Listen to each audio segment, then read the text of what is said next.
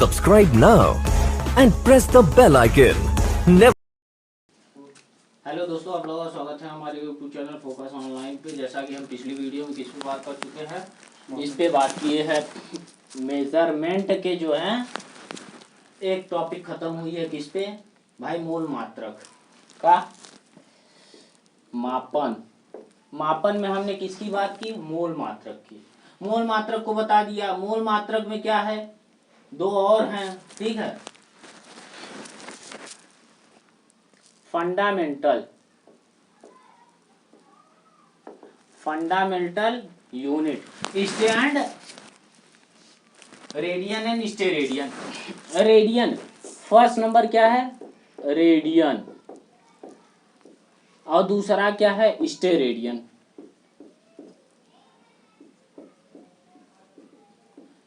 Radian को R D से प्रदर्शित किया जाता है, स्टेरेडियन के यस आर डी, ठीक बा। अब देखिए रेडियन और स्टेरेडियन, रेडियन में अंतर क्या है भाई, मैंने बता दिया कि जब किसी प्लेन पे होता है एंगल, अगर ये एल है ये आर है, तो theta is equal to L by R radian. भाई मैंने कोण बराबर चाप बटे त्रिज्या पढ़ चुका है भाई। किस पे पढ़ा है, कोण बराबर चाप बटे त्रिज्या। कोण बराबर चाप बटे त्रिज्या मैंने क्या पढ़ा है, कोण बराबर चाप बटे त्रिज्या के अकॉर्डिंग अगर देखा जाए तो कोण जो है चाप मैंने ये लगाया यहाँ से यल, और त्रिज्या ये हो गया, कोण बराबर चाप बटे त्रिज्या, ठीक है। तो अब बात क्या करेंगे, रेडियन की हो गई। अब इसी पे अगर हम स्टेरेडियन की बात करते हैं तो स्टेरेडियन क्या होता है, अगर हमारा ये गोला हुआ कोई, अगर हमारा ये पूरा गोला है, लाइक ले लीजिए बॉल, अर्थ ले लीजिए, ठीक है। तो अगर गोला है तो थीटा इज इक्वल टू कितना होगा, L square divide by R square, area of this surface and radius square के अनुपात को, ठीक है। The ratio of radius square and L square is equal to steradian. तो यस आर डी, तो ये हो गया आपका पूरक मात्रक, ठीक है। पूरक मात्रक के बाद क्या बात करेंगे भाई, इतना हो गया मूल मात्रक और पूरक मात्रक। अब व्युत्पन्न मात्रक की बात करते हैं। व्युत्पन्न मात्रक क्या है भाई, जैसे आज ले लीजिए न्यूटन हो गया, तो किलोग्राम मीटर पर सेकेंड स्क्वायर, ठीक है। तो आइए बात करते हैं न्यूटन पे। क्या डेराइव्ड यूनिट, डेराइव्ड यूनिट यानी व्युत्पन्न मात्रक। क्या है, व्युत्पन्न मात्रक।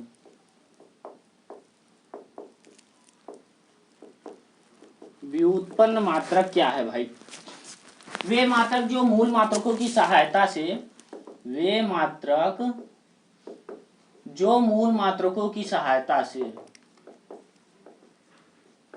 मात्रकों की सहायता से ज्ञात किए जाते हैं, व्युत्पन्न मात्रक कहलाते हैं।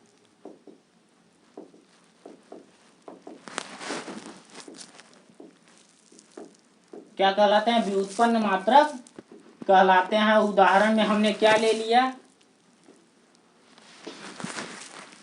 न्यूटन ले लिया, यानी बल के मात्रक। बल बराबर न्यूटन हमने ले लिया एम इंटू ए, एफ बराबर एम इंटू ए द्रव्यमान गुणित त्वरण, ठीक है। या हमने इसके पहले त्वरण ले लिया,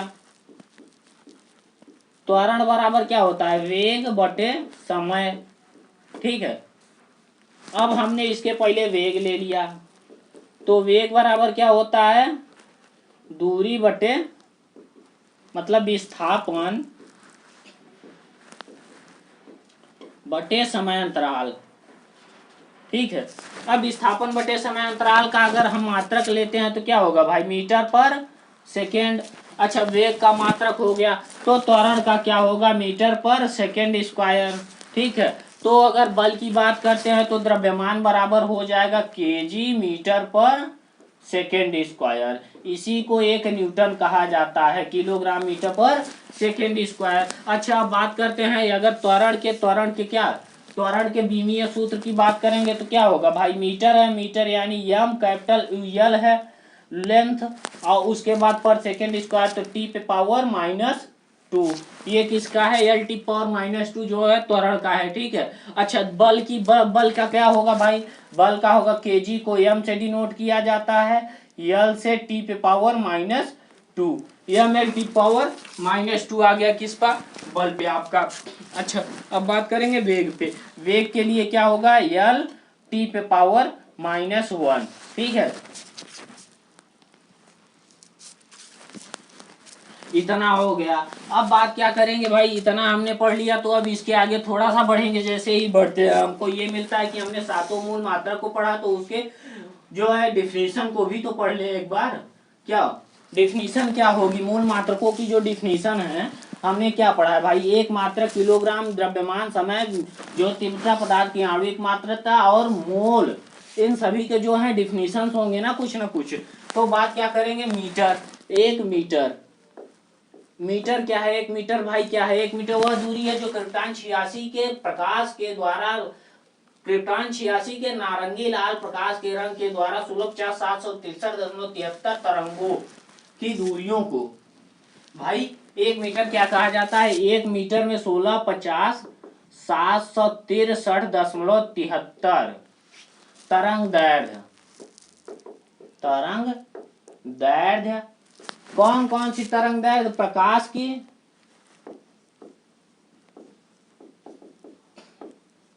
नारंगी लाल रंग के प्रकाश की 1650 तरंगों की दूरी होती है, ठीक है। या फिर या इसी को क्या कहा जा सकता है, प्रकाश के द्वारा, प्रकाश के द्वारा 1/2997929458 सेकेंड में चली गई दूरी, दूरी 1 सेकेंड कहलाती है।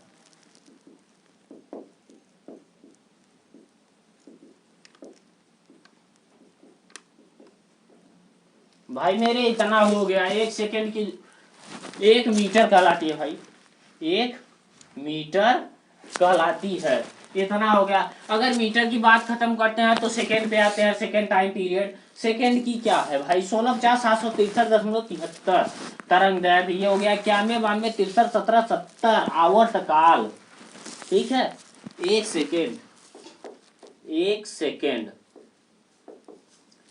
1 सेकेंड क्या है, 1 सेकेंड वो है जो कि मान लीजिए सीजियम घड़ी, कार्बन 133, कार्बन 133 के सीजियम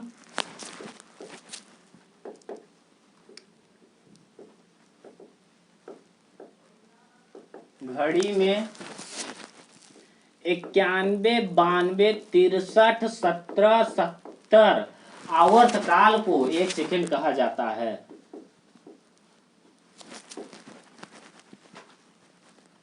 कंपन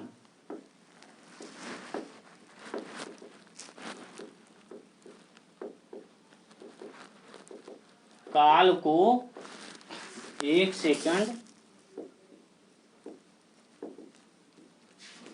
कहा जाता है, ठीक है।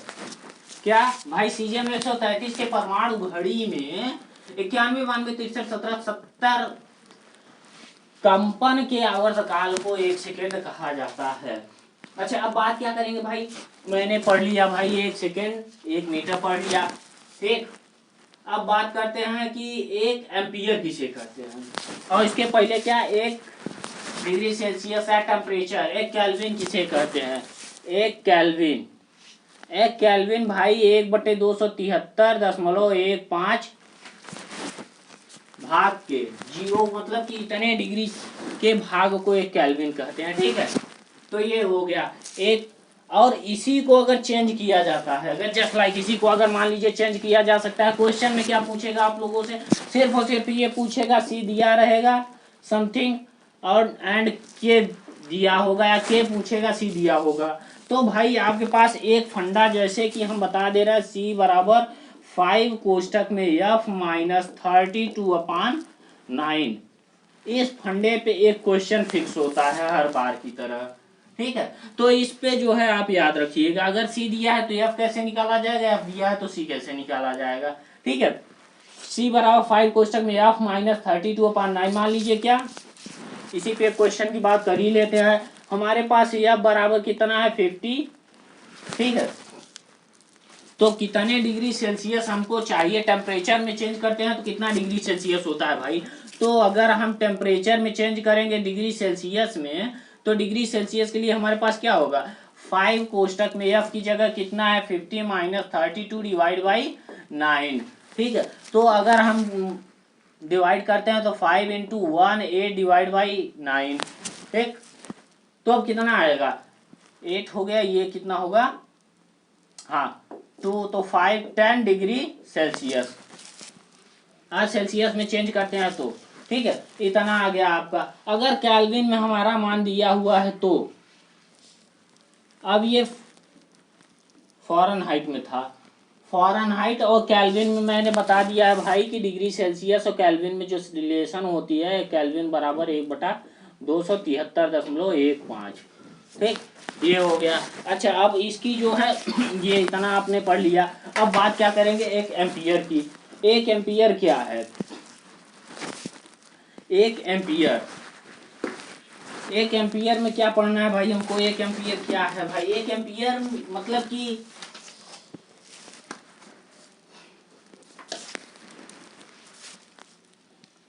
एक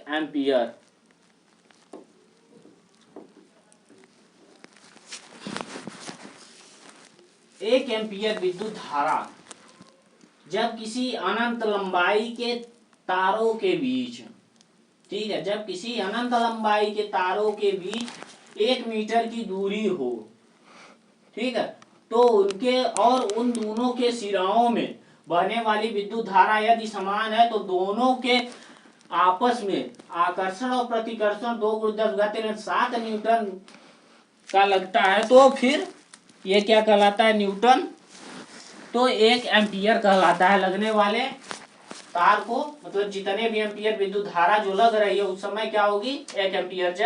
जब किसी दो अनंत लंबाई के तारों के बीच 1 मीटर की दूरी हो तो और उनमें बहने वाली धारा आई दोनों एक ही दिशा में हो तो लगने वाली धारा 1 एम्पियर कहलाती है, ठीक है। और उन दोनों तारों के मध्य आकर्षण और प्रतिकर्षण बल जो हो 2 × 10⁻⁷ न्यूटन का फोर्स लगे तो, ठीक है। तो 1 एम्पियर वह धारा है, वह विद्युत धारा है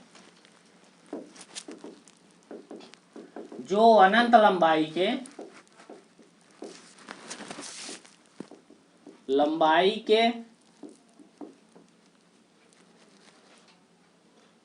अनंत लंबाई के तारों के मध्य 1 मीटर की दूरी पे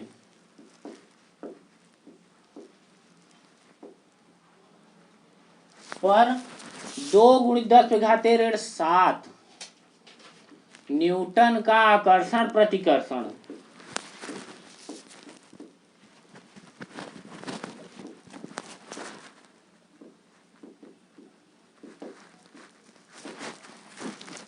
लगे तो बहने वाली धारा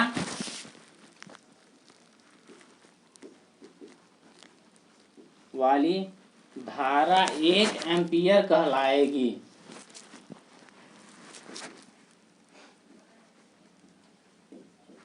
भाई 1 एम्पियर कब कहलाए, जैसे मान लीजिए ये अनंत लंबाई की आई धारा बह रही है, दो तार है, ठीक है, इन दोनों के मिडिल पॉइंट पे 1 मीटर की दूरी है, तो इन दोनों के बीच आकर्षण और प्रतिकर्षण बल 2 × 10⁻⁷ न्यूटन का होना चाहिए, तो लगने वाली जो धारा प्राप्त होगी क्या होगी 1 एम्पियर होगी, ठीक है। तो एम्पियर की बात हमने कर ली। अब बात क्या करेंगे मोल की, ठीक।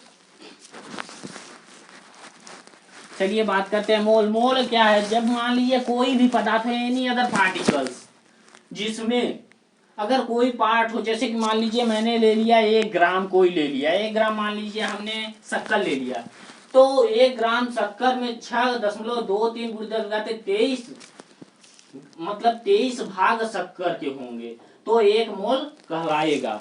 ठीक है, तो इस टाइप से अगर मोल की क्लियर डिफिनेशन दी जाए तो मोल का जो डिफिनेशन आप लोग प्राप्त करेंगे क्या होगा, किसी पदार्थ के अणु या परमाणु या आयन में उपस्थित 6.023 भाग को 1 मोल कहा जाता है।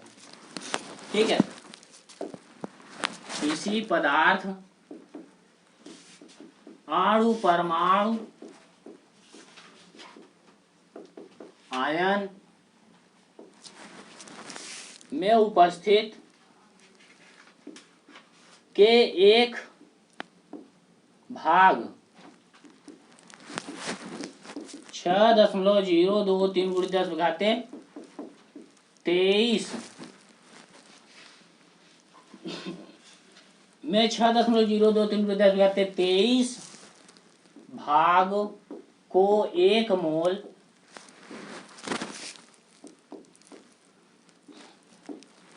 कहा जाता है। एज लाइक ले लीजिए कार्बन 12 यानी क्या है, कार्बन 12, तो इसमें 0.012 ग्राम कार्बन में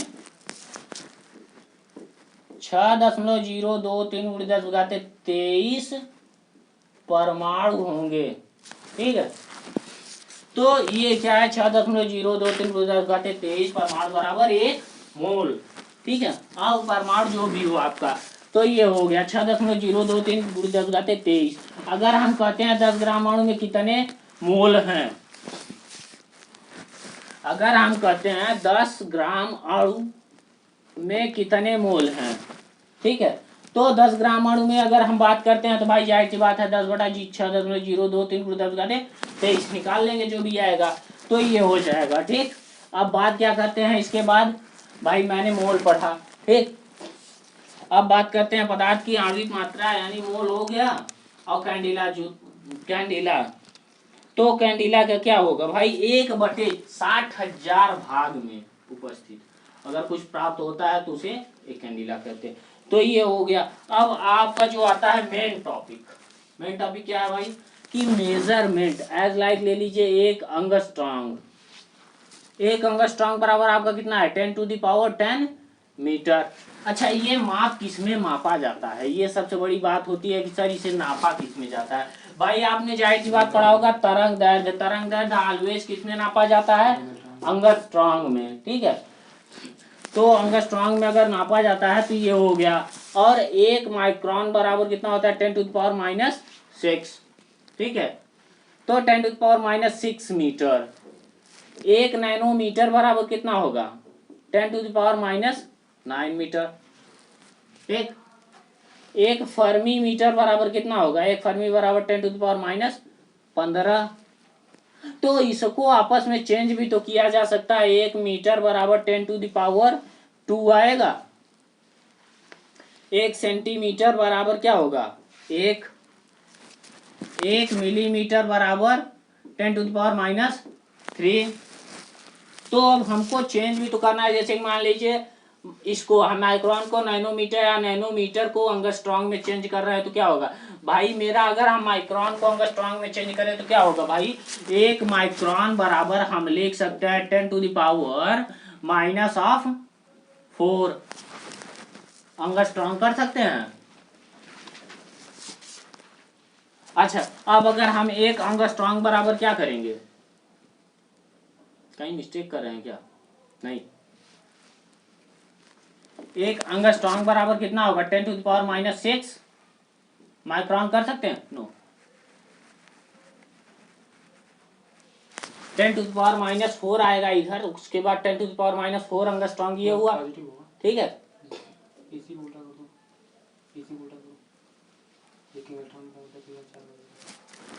एक एंगस्ट्रॉन्ग बराबर 10⁻4 माइक्रोन। ठीक है, ऐसे ही चेंज करना है तो ये मिलेगा आपको। ठीक है, ये इंपॉर्टेंट लीजिए। अच्छा, इसे जैसे हमने नैनोमीटर को एंगस्ट्रॉन्ग में चेंज किया तो ठीक, नैनोमीटर को चेंज करने के बाद इसको भी तो चेंज कर सकते हैं, किसी को भी चेंज कीजिए भाई। ठीक है, तो अब ये ऐसे पूछेगा आपका, और इसी के लाइक बस मान लीजिए कि आपका किलोग्राम और ये आपका जो है द्रव्यमान भी मापन होता है, तो द्रव्यमान का भी तो मापन ऐसे होगा 1 kg बराबर 10⁻³ ग्राम। ठीक, 1 kg बराबर क्या होगा आपका 10⁻³ ग्राम। अच्छा, इसी में अगर एक मेन पॉइंट की बात किया जाए, तो अगर हमारे पास लिखा हुआ है कहीं क्वेश्चन में, अगर मान लीजिए आपके पूछा है 1 kg, फर्स्ट नंबर ऑप्शन दिया हुआ है, सेकेंड नंबर क्वेश्चन दिया 1.0 kg, थर्ड नंबर 1.00 kg, ठीक है, एंड फोर्थ नंबर 1.000 kg, ठीक है। तो इसमें से क्या सबसे ज्यादा सही होगा भाई मेरा? अगर 1 kg हम अगर लेते हैं 1 kg, तो 1 kg क्या होगी? 1 kg केवल एक पॉइंट तक ले रहा है, लेकिन इसमें क्या कर रहा है भाई? ग्राम को भी नाप रहा है, और इसमें क्या कर रहा है? डेसीग्राम। इसमें क्या कर रहा है? मिलीग्राम को भी नाप रहा है। तो ये ज्यादा सही होगा, ये मेजरमेंट हमारा एकदम राइट होगा। ठीक है, तो अभी तक हमने इतना पढ़ा। अब बात क्या करेंगे, मैंने पिछले वीडियो में जो है कि भाई बहुत पहले बता दिया होगा, माँ के हाथ में दही दूध से मलाई मेव ने पिया और फेंटो आया। तो ये है आप लोगों का। तो इसके लिए हम एक थोड़ा सा बताते चल रहे हैं जल्दी से, फास्ट में, ठीक है, क्योंकि टाइम बहुत कम है आप लोगों के पास। और उसके बाद आप लोगों का स्टार्ट हो जाएगा वर्नियर कैलिपर।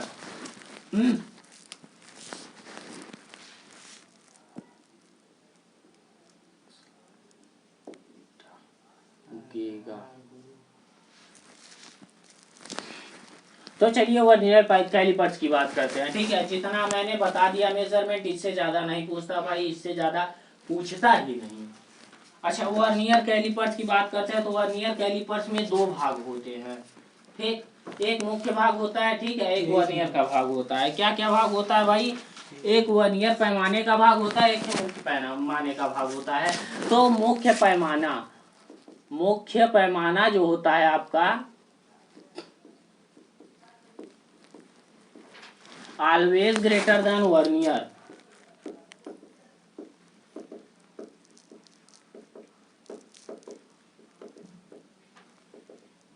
ठीक, वर्नियर पैमाने पे जो एक भाग बनेगा, इसके मुख्य पैमाने के एक भाग से हमेशा, मतलब मुख्य पैमाना ऑलवेज बड़ा होगा। तो इसके लिए क्या होगा भाई? अल्पतमांक क्या होगा मुख्य पैमाने का? अल्पतमांक। तो अगर हम बात करते हैं n वर्नियर पैमाने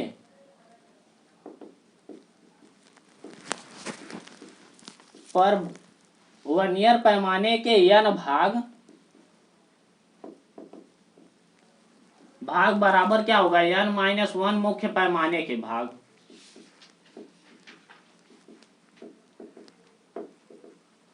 अच्छा, तो जो ये मुख्य पैमाने वर्नियर पैमाने के जो अंतर होते हैं, इसे क्या कहा जाता है? मुख्य पैमाने का अल्पतमांक। अच्छा, इसी पे लिख लेते हैं मुख्य पैमाने का अल्पतमांक। मुख्य पैमाने का अल्पतमांक जो होता है भाई, क्या होता है? मुख्य पैमाने पर एक भाग का मान माइनस वर्नियर पैमाने पर एक भाग का मान। ठीक है, मुख्य पैमाने पर एक भाग का मान माइनस वर्नियर पैमाने पर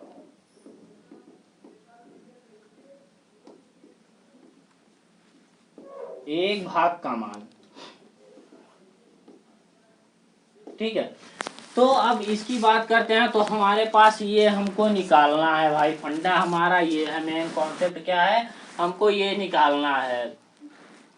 तो मुख्य पैमाना वर्नियर पैमाने में भाई कुछ न कुछ अंतर होता है, मैंने ये भी लिख दिया इतना। तो वर्नियर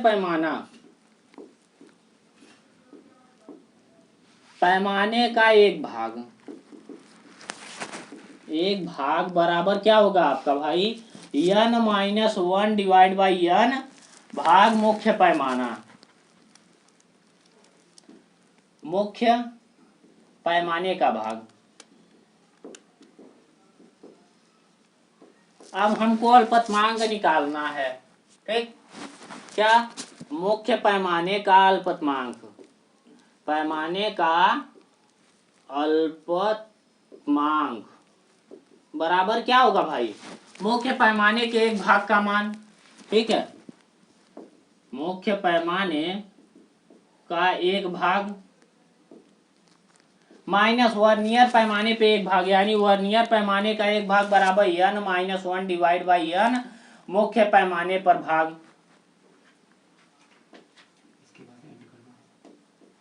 पैमाने पर भाग तो क्या आया आपका भाई, आ गया n, इधर आएगा 1 माइनस, अगर हम मुख्य पैमाने पर भाग को कॉमन कर लें,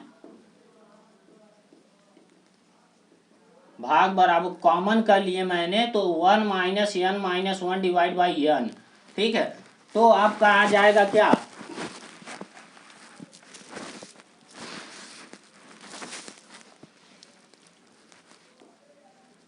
मुख्य पैमाने का अल्पतमांक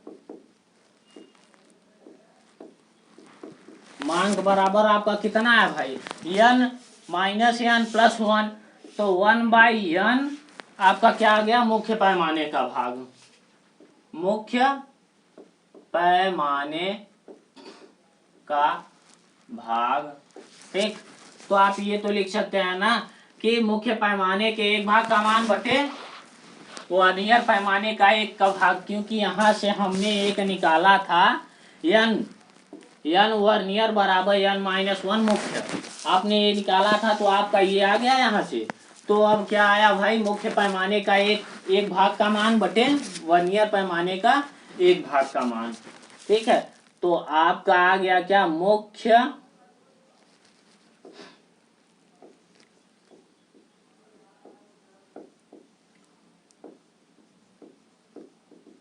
का अल्पतमांक बराबर मुख्य पैमाने के एक भाग का मान डिवाइड बाई वर्नियर पैमाने के भाग का मान।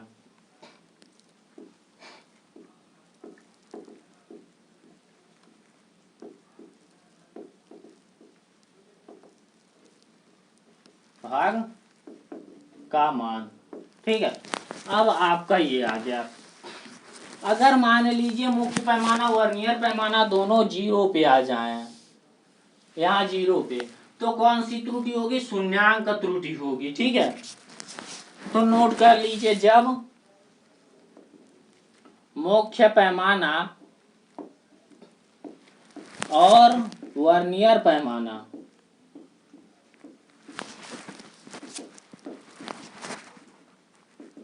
एक सीध में हो तो वहां शून्यांक त्रुटि कहलाती है,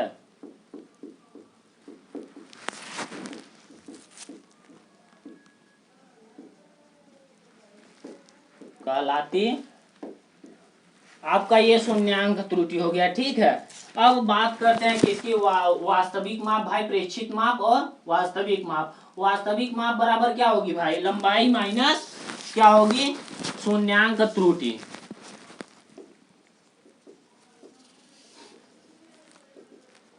वास्तविक माप बराबर कितना होता है, प्रेक्षित माप भाई लंबाई जितनी है, इसमें क्या है, लंबाई आपके पास प्रेक्षित लंबाई माइनस शून्यांक त्रुटि।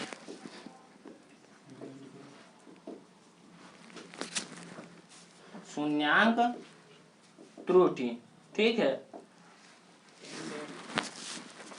और आपका क्या बचता है, एक बचता है प्रेक्षित लंबाई। प्रेक्षित अगर लंबाई बात करते हैं, वास्तविक लंबाई, वास्तविक माप, और प्रेक्षित अगर लंबाई की बात करते हैं, प्रेक्षित लंबाई, अगर इसे भी देख लीजिए, प्रेक्षित लंबाई बराबर आपकी कितनी आती है भाई, आपका आता है वर्नियर पर मुख्य पैमाने का माप, ठीक है।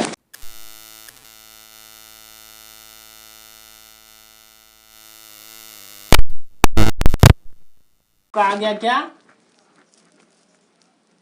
मुख्य पैमाना की माप प्लस आपका आ जाएगा वर्नियर पैमाने की माप गुणते अल्पतमांक, ठीक है। वर्नियर पैमाने के मिलाने वाले जो चिन्ह होंगे यहाँ पे, गुणते अल्पतमांक। आपका इसी दोनों पे क्वेश्चन पूछेगा, केवल इस पे। तो चलिए हम अगले वीडियो में आप लोगों को पेच मापी लेकर आते हैं, उसके बाद कुछ न्यूमेरिकल्स को लगवाएंगे, फिर उसके बाद अभी क्या बाकी है, पेच मापी के बाद भाई मेजरमेंट में जो ये इंपॉर्टेंट है आप लोगों का कि भाई दशमलव के बाद जो बिंदु गिने जा रहे हैं उसको अगर यथार्थता की सीमा जो है उसे भी ज्ञात करना बहुत जरूरी है। इस पे यथार्थता की सीमा पे एक क्वेश्चन फिक्स होता है हर बार। तो चलिए हम आप लोगों से अगले वीडियो में मिलते हैं, तब तक के लिए हमारे चैनल से जुड़िए, जितना भी हो सके आप इसे लाइक शेयर सब्सक्राइब कीजिए, ठीक है। हम इसके विषय में और बताते चलेंगे। ओके, तब तक के लिए bye. Subscribe now and press the bell icon. Never miss an update.